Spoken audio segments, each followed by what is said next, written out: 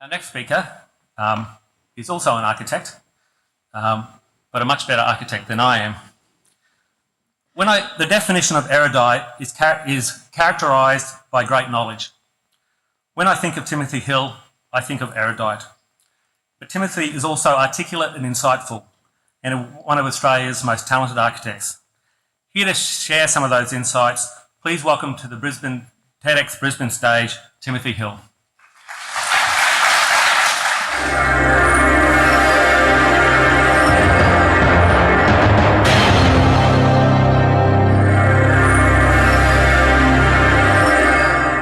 I feel like I'm an ad. There was a moment there I was feeling like I was an ad for autism. I hope that others are much more comfortable. And that the plan, in fact, is to start by making you feel a little bit comfortable, because the idea that there's something that you all need to do is a bit daunting, because obviously I'm only an architect and I have no interest in changing the world.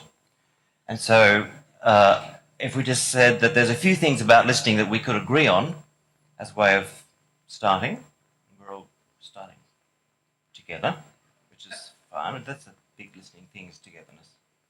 And the idea that while one of us is talking, the other one is wishing that they could say something, but there's not a gap yet. Anything you need to say? Josh, you're right. Josh, can't find my bar. Now this, actually, I have once done a talk without any visuals, and I don't know if this is going to be the second one. And look, I can give you the car keys. There's a disc in the car, all that sort of stuff. Oh yes. We had optional. Do you know? I was so thorough that I put the what's the other version? You know, the USB in my pocket. Now, like that's the sort of thing that I don't normally manage. So I'm glad on all our behalf that that's turned out. Now, so let's agree a few things about listening, because that helps us then try to be more imaginative, or at least more controversial, or work out if we should save the world by the way we listen. And to do that, we're going to put us in a balm of images that are of the building that you are in. And part of why that is interesting or not interesting, for the lighting people, I'm going to stay kind of here, I think. It's been successful so far. And what we'll do is, so that you can just have the light on, you can turn the light on me off. But that way we can see the slides. Now what we have in these slides, and just so that there's a few things for you to look for while I'm chitter-chattering away, is that these are all people, thank you. Well, that was a very successful interaction. Now, and again, we're reminded of the beauty of, in fact, how you have to be in the moment rather than just on the net for some things. And so what's happening in these images is that there's people hanging around the library, and something to look for in the images is, first of all, how many people are doing things, or how many places there are that aren't really what you'd imagine would have been in a library, and then imagine backwards to the set of interactions that has meant that there are all these images and all of these places in this building. Oh, I'm the architect of the building. Did that get mentioned? Sorry. So, whoops. I'm back to normal now. So you can imagine, therefore, the type of interactions that must have happened in order that so much of what it is that we can see are not things that anyone ever asked for, and yet they've come into existence. And that process of existence making is a solid thing. We're talking 7 years, and my secretary started to count the meetings, and I told her to give up after she had counted 1,000 meetings that I had been to. So it's dense. So while this is cruising along the background, the other nice thing to think about is there's the places not asked for, and there's the fact that so often people are caught in that image in a moment of dialogue. They're listening to each other. What are the conditions, therefore, that make that? And there's another moment that these are all public images, and they're all images from Flickr that people have made of themselves. They're not. They don't have sinister people like me going around with a camera. So that sounds all very agreeable so far. Now we all can agree, I think, that there's various cases where listening just happens and it's imperative, and it may not be intentional. So that I was in mind of it when a colleague was recounting to me the business of introducing his firstborn to the secondborn. So they go to visit the new baby at the hospital, and the young gentleman who's going to visit his sister is only a tiny thing. And so there's the moment beside the bed, and mummy's in the bed, baby's there, and there's the nurse, and the young son says, "You know, nurse, those legs are looking a bit floppy, they could do with a shave." So, like, what had the child been listening to that meant that was able to come out with outbursts like that at a critical time, like that? There's another thing I'm very interested in, which surely someone else is interested in too, which is the thing about listening. It's the way that we listen quite differently in English than we do in other languages. There's a few dimensions of that. One perhaps is that the thing about how in English now we go directly to the personal, because we have neither the formal sense nor the second person sense. So what I mean is, when you say to me, "How are you feeling about your TED talk today?" I say, "Oh, a bit apprehensive, but it's one of those things you should do." Whereas if you say to me, "How dost thou feel about the TED talk today?" I can say, "One feels the way one does," before giving a TED talk. In other words, I'm immediately calling up the collective of the other people who are doing the TED Talks. And so I feel, did you do that? This thing's like an alarm, it's buzzing. So immediately, therefore, we've shifted it from the direct I to the potential where I'm located with the collective. That's a subtle thing, but it's a big thing. I'll try to circle back to it. The other thing to be listening for, or that we could agree, I think, exists, is that inanimate phenomena, things like projects, or in other words, speaking from my perspective, things that have to get made, they also have a voice. And I'm going to go so far as to be all kind of mysterious and say that sometimes when we're working on a project, I know those of you who work on projects, and it might be baking a cake, or it might be making a pot, is that when the thing is going well, there is the sense that it is talking back to you, and you kind of know how to finish it off, and you actually know how to make it complete, because you've kind of hit on something that's working. So that inanimate sense is harder for us to speak about than it is for people in other languages. And I was recalling when I had some German guests, and they were packing up to go out. And there was a bit of German exchange going on. And I said, "Come on, your guests in the house, what about speaking in English, please?" And then the guy who had been talking to the girl then went to say, "It doesn't translate into English."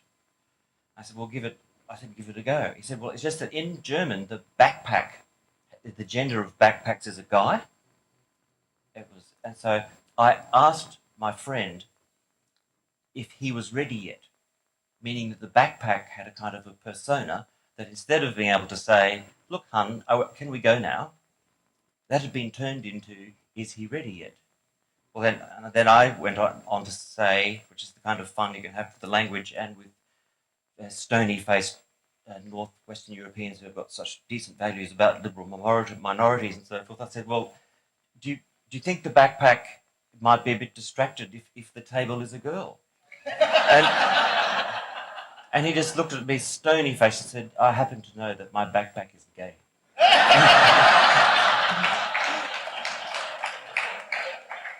So we realise that there are these things that are inanimate, and that they can be listened for. And when you listen to them in that way, you can have another kind of conversation. And I'm trying to argue that that type of conversation helps people make things. And so it's through one of those conversation pathways where I knew a friend of mine who liked eating noodles, and I'd heard about a noodle shop and had mentioned it for no specific reason that I knew of a new noodle place. And he knew that I was very interested in communication. So we can see up here on the top right that his brother, who had been talking to Peter, had referred me to this article, and it says there, "The noodle place was fairly good." But this is an article written by an Adam Kahane. That's its information. And this is someone much more ambitious and much more equipped than I, because he speaks about, as you're saying, how you can change the world by talking and listening. He and I agree about this sense of the thou and the I, and how you need to progress a conversation to a place where the individual can act for the collective. But he is much more articulate about it. And he has broken it into these great headings, and we get to the PowerPoint point. So downloading, which is much as what I've been doing, not saying much anything controversial, just pushing out stuff. Then there's debating, which we're very familiar with in our kind of Anglo-Saxon culture, because that's how politics is done. And it's very interesting because if you go downloading and then to debating, it's after debating that city development cuts off. Because really we just argue with each other, and then stuff happens depending on who won the argument. But beyond that, there is reflective dialogue, and then beyond that is generative dialogue. So he speaks with a kind of conviction you can have if you've been trying to do something about violence in Guatemala. But I can only do a translated version. So say pedestrian bridges across rivers. Okay, so the download is, it's very sustainable to have pedestrian bridges across rivers.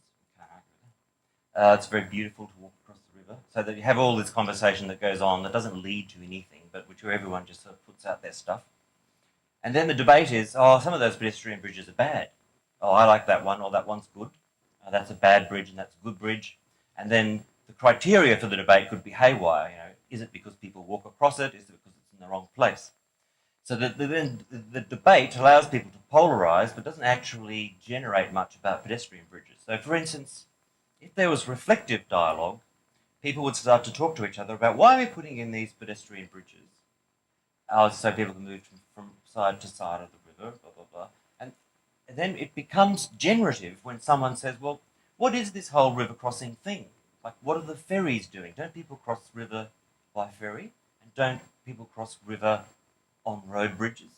And so that if we got the argument about how to develop the city with pedestrian bridges, as far as involving these other players and imagining it from their points of view, and therefore generating alternatives, we would say, for instance, that when we make pedestrian bridges, they're much lower to the water, because in the 21st century we actually don't have schoonered clippers needing to get up the river to get underneath the bridges. And if the bridges were lower, then people could cross from either side and catch the ferry in the middle of the bridge. And so that the ferries would go along the river and people would go across the river to catch a ferry. And then at the bottom there'd be a newsstand and a bar, and it will be kind of cool. But so you can see how once it gets into a large and open-ended system, the power of the generative dialogue would make for an entirely different kind of bridge, because it was part of an entirely different network. That's a bit long-winded. It's okay, because it's just 18 minutes and it stops. And then, so what are these guys doing here? I've put them up here because of phenomena that relates to this thing about listening and making. Because I think society does understand that people who make things need to play a role in how things are now happening in cities, because city development is a big thing in the 21st century. So that, actually, I can see on your screen what you can see on technology. But it looks like a slide about hand gestures, I know. But what it is that there's a meaning out there on the loose that is extremely well understood and is very widely used in relation not to me. All these people are called architects. So we've got the architect of the Iraq invasion, not popular, the architect of a new world order, the architect of a new financial system. So that the media now uses this term architect very broadly, and so I'm wondering about the type of interactions that it's presuming must be going on, because architect seems to mean, in media terms, someone who's actually going to deal with an initiative to make something that isn't possibly existing into a reality. They're going to make a new reality. They're going to help people share the abstraction of what that reality is until it comes into existence. They're probably going to do things that are beyond what they were asked to do in order to get that reality. They are probably going to tell people things that they don't want to hear, but they have to in order to make progress. and they're probably going to be elite and be castigated for it. So maybe that's what architects do. So usually I drew up another diagram. I didn't spend much time on it, did I? But basically it's just to show that if you were to go from a current reality to end up with a place like this where people are participating, then the way you communicated through that process would have to keep changing, because at different times you're trying to communicate about vastly different things.